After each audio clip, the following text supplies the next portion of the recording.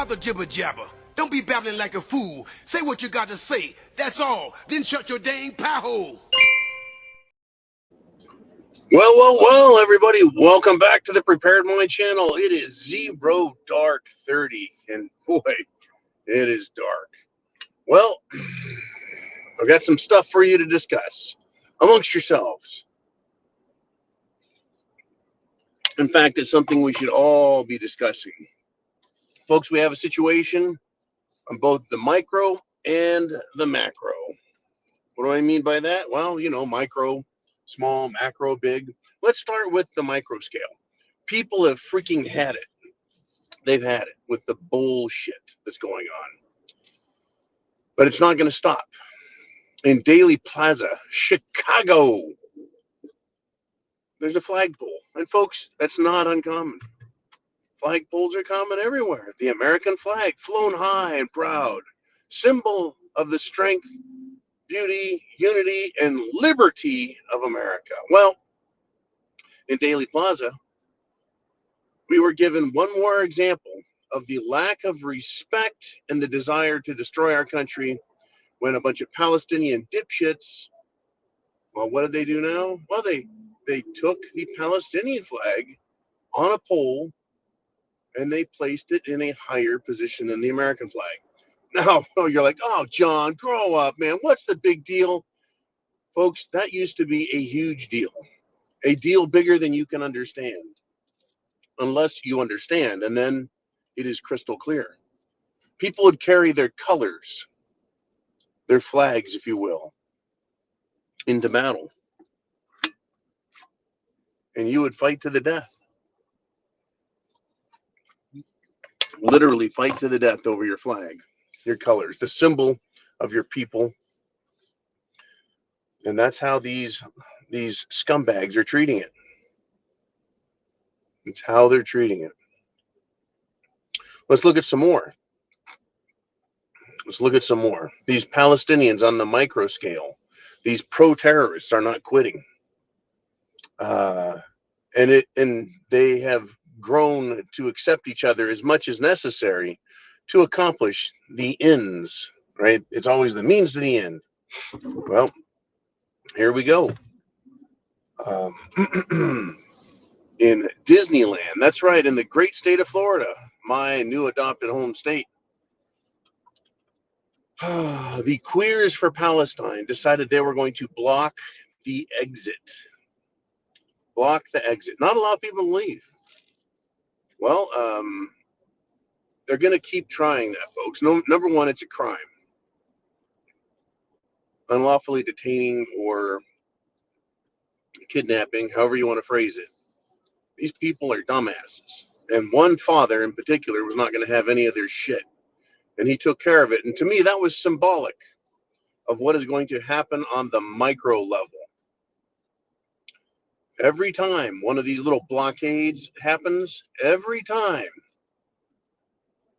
there should be a response from a free human being, just a small little man or woman. They ought to be putting an end to this stupidity. And I really think that they are. Now, moving over to the macro, the big picture, we have the same attitude with Iran. Now, look, I love Iranian people, or rather Persians, if you will. Every single one of them I've ever met has been just a fabulous, kind, intelligent person. But the religious regime, right, the radical religious regime that's been in charge, and I understand why they're pissed, folks. They're being pissed with America goes all the way back to the Shah of Iran in the 1950s, and then their revolution that happened in the 70s.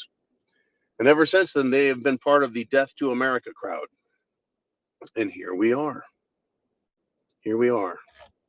Iran, after all of these decades, that's right, folks, all of these decades, Iran now claims to have a nuclear weapon.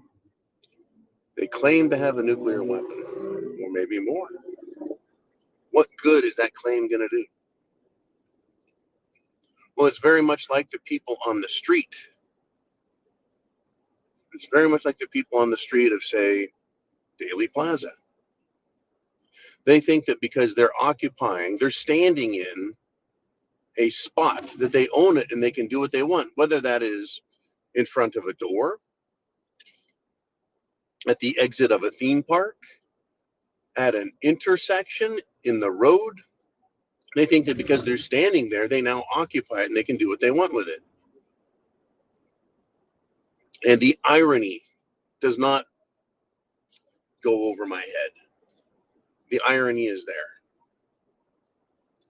I know exactly what they're saying. Is they're like, well, Israel's occupying Palestine and they're the authorities, so we can do it on the micro level. Well, see, what happens is when you start exercising authority and talking shit and pushing people, bad things happen. If Iran is going to claim they have nuclear weapons, and you have jackasses like Lindsey Graham of the United States government saying that they need to nuke Iran, to protect Israel, right? Things can get out of hand really quick. They can. It's happening on all levels. The very small level, people are getting sick and tired of shit where they're affected directly. And on a national or country level, you have people also. But on the national level, folks, now we're dealing with megalomaniacs, morons, etc. And there is no shortage of them. No siree. There's no shortage of them.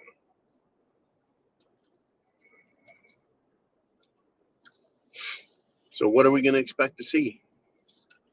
If Iran truly has a nuclear weapon, are they going to run it up the flagpole, show it to everybody, proclaim that their bombs are bigger than our bombs?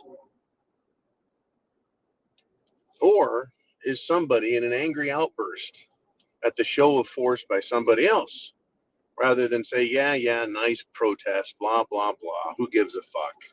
They just say, you know what? Had enough of your shit, time to fuck you up. Is that where we're going with Iran now?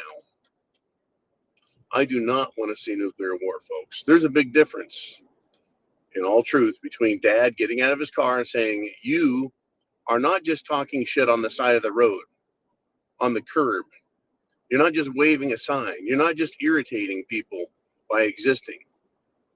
You are actively getting in front of someone, me, us, humans, and pissing us off, wasting our time, interfering in our lives, causing havoc, and risking safety. That's a big difference between that and Iran with nuclear weapon, or claiming, standing off to the side, going, we got one, we got one, we got one. What you gonna do when we come for you, right? Well, so dad can get up and whip the shit out of a bunch of fucking protesters. But when it comes to nuclear weapons, right, that's a different game. I mean, it's the same, but it's different. The consequences, our action will be taken.